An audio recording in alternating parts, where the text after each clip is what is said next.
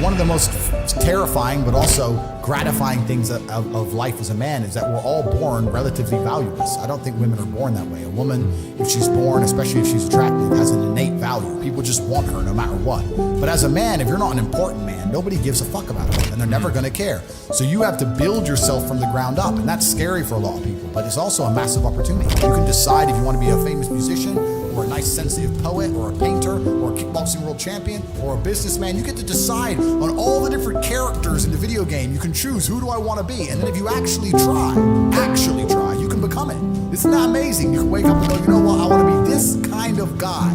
I knew who I wanted to be. I want to be the dude pulling up in the Lambo, 3 in the morning, gets out, everyone's like, who is this big, strong, rich dude? I wanted to be that man, so I became it. And if you don't want that, if you want to go be a musician and play guitar and get a bunch of chicks and chill in Bali and smoke weed, whatever, go, you can choose your character and build it. A lot of people don't have the ability to understand the compounding effect of doing the right thing time after time. Even if you start a new business, you don't know what to do. I guarantee if you're always on time, if you're a builder and you're always on time, take the basic shit, just be on time. Yeah. Over time, you may think, oh, I was just on time, no one notices. Trust me, across 10 years, that's the difference between being a successful builder and not being a successful builder. Just stick to the absolute basics and do the right thing and know what you're supposed to do.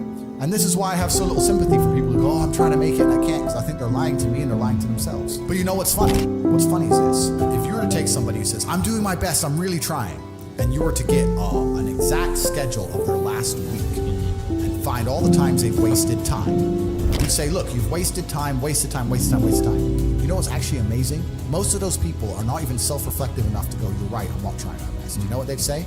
Well, I have to rest sometimes. Well, I have to have a social life. Well, they'd be so arrogant because they're arrogant. I had to do my Facebook. Yeah. No matter, you'd even show them, here's where you fucked up. Well, you know, I have to, oh, you're crazy. And then they go back to being a loser.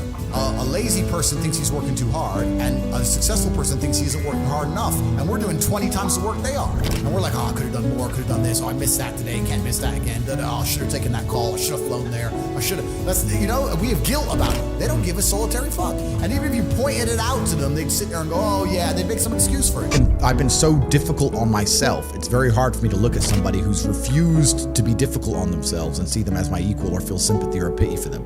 Why would I feel pity for somebody who took the easy route when I took the hardest possible route? Yeah. I took the hardest possible way to be the man I am, and you were too big of a and now you want me to feel sorry for you? I don't feel sorry for you. Yeah. I don't feel sorry for these people.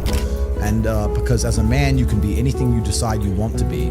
That's the beauty of being a male. You can build your character completely from the ground up, just like a video game. Every single thing about me that people respect, I built. I was not born a world champion kickboxer. I was not born this intelligent or intellectual. I was not born this rich. I was not born this strong. I was not born this confident. I was not born this interesting. I was not born this charismatic and humble and gorgeous and tall and strong and sexy. I was not born none of these things. I became these things myself, so I deserve all the spoils of war. And anybody who decides they don't want to work hard enough to become those things, then they deserve to sit and accept they're my inferior. Yeah. That's their problem. I couldn't sleep when I was broke, and this is where we're talking about the being uncomfortable and how it can motivate you. When I didn't have enough money to buy whatever I wanted, I couldn't fall asleep at night because I understood there are people out there that did, and I didn't see them as better than me.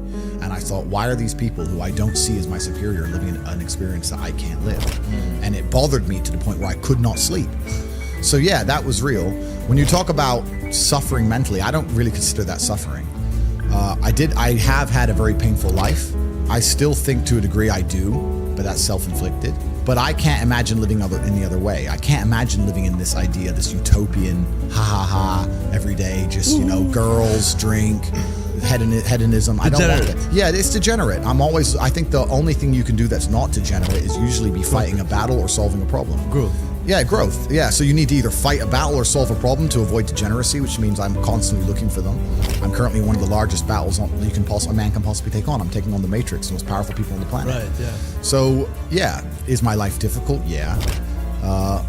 Am I complaining about that? No. In fact, I'd hate it for it to be any other way.